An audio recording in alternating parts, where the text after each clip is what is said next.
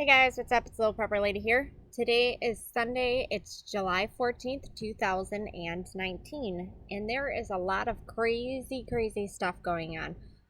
So this video is going to be essentially covering a lot of the different things that have been happening over about the past week, and kind of my take on where things are going and what could potentially happen. So let's start with what happened yesterday. In New York City, there was a major blackout. Now, I've heard a couple of different reports. One of them said about 60,000 people were affected. Another report said it was about 90,000. So, of course, being brand new, it's probably going to take a few days before we know the actual numbers, and that's if it's even being reported, correctly, which it could very well not be.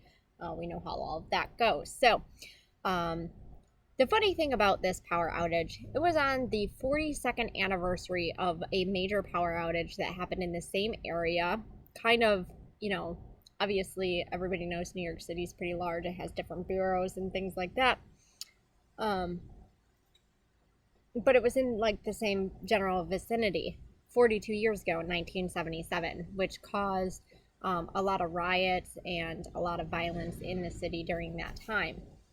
So during this particular power outage, traffic lights were affected, the subways were affected, tourist locations were affected, especially Times Square. And it happened around 7 o'clock last night. So, not only do you have a bustling time in the city when a power outage occurs, but it's getting ready for the sun to set. And it takes, especially when it's a widespread power outage in a major city like that, it takes a long time to get the power back up. It did take them about 5 hours to restore a majority of the power. So it was pitch black outside and everything was dark. New York City is usually lit up like a Christmas tree.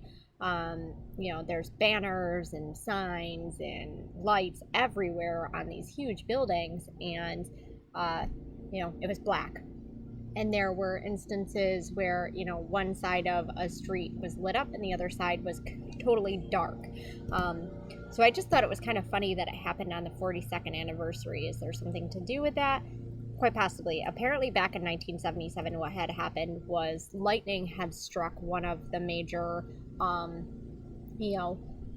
stations as far as the electricity is concerned. This time they're saying that there was a fire at a transformer. So I don't believe in coincidences. I think everything does happen for a reason. Could it have been a pre-planned power outage? Very well. Could have been. We all know how that goes. So as far as the people being trapped, there were people trapped in elevators for hours. In these huge sky-rise buildings. There were people trapped on the subway for hours. Some of the subways totally shut down operations. Other subways ended up missing stops completely. And if anybody knows anything about New York City, you miss your stop, you got a long ways that you have to trek, especially in the pitch black, to get to where you need to go if it's not going to be stopping at your stop. So they actually ended up having to cancel shows at Madison Square Garden because that had been affected and, the power had gone out there. I think it's a little strange that it happened, exactly 42 years since the last incident. So my whole take on the power thing is our grid is totally overwhelmed with all the new technology, with all of the new, houses, and yes, they're trying to do different forms of electricity and trying to conserve energy and all of that kind of stuff. But when you have, lots of people using electricity all at the same time on an infrastructure that in a majority of places hasn't been upgraded in order to handle that, you're going to have issues. So I've been saying for a long time that I feel like our power system is not where it needs to be, and it's going to go down because it's just going to get to the point where it's overloaded, and we've been seeing a lot of that. And I don't think it just has to do with the electricity. I think it has to do with everything. Everything is overloaded, and then we have the potential for attacks, people coming in and attacking it intentionally. So there's all different sorts of scenarios, and I don't think it's just one in particular. I think it's a combination of all sorts of them that are going to affect it. Is it something that potentially they want to happen? Do they want everything to go dark? Yeah. They have an agenda as far as that goes. Chaos, breeds the ability for people to, cause harm to one another. So that solves a couple of their issues as well. So that's just kind of my take on that whole thing. The next thing I wanted to talk about is all the major earthquakes. So yes, we know about the earthquakes in California, but listen to this. So I did a little bit of research this morning. Here's what I came up with. There was literally a 7.3 earthquake in Indonesia today, as well as a 6.6 in Australia today. Yesterday, there was a 4.0 in Montana, 6.1 in Japan on the 12th, 5.8 in the Philippines on the 12th, a 4.9 in California, which we know about, on the 12th, a 3.5 in Washington on the 12th, a 4.6 in Washington on the 12th. On the 11th, there was a 6.0 in New Guinea, I believe that's how you say it, and a 5.9 in Indonesia on the 8th. So we have all of these locations all over the world that are having these major earthquakes. And yeah, I know a couple of them are a little small, but that's the thing with earthquakes. You have a small earthquake, it sets off a bigger earthquake.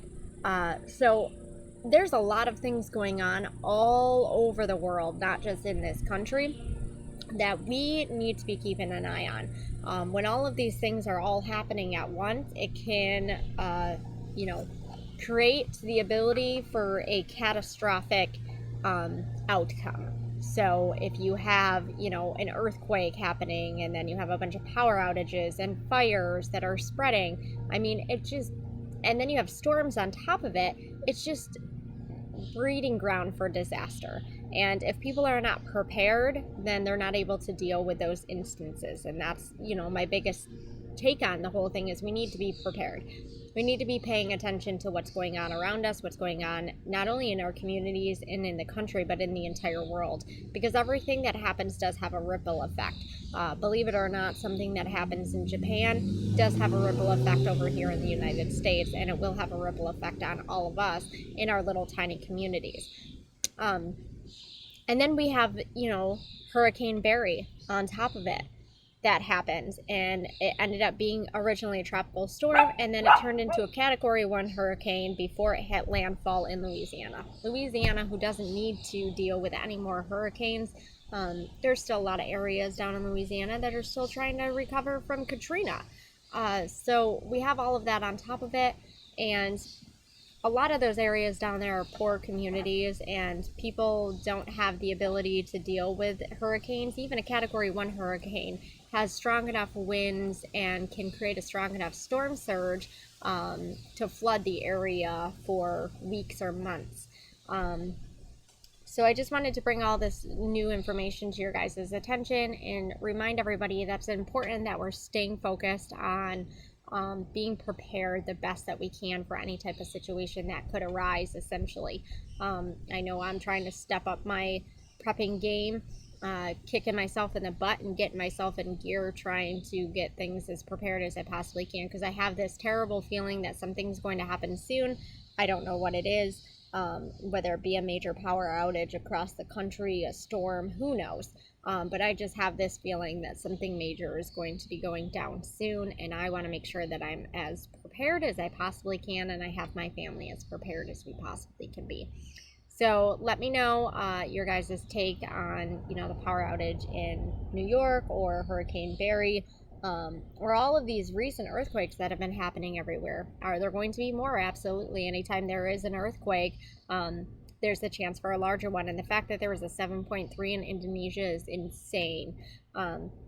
Same thing with the 6.6 in Australia. Those are pretty big earthquakes, and the fact that there could be potentially even larger ones within the next week from those, it's a kind of scary thought, and my thoughts go out to all of those people that are being affected all over the world by these different earthquakes. So, as always, guys, always remember everything does happen for a reason. Whether you're in a good situation or a bad situation, you're having a good day or a bad day, you're on that journey for a reason. So just stick with it. Everything's going to be okay.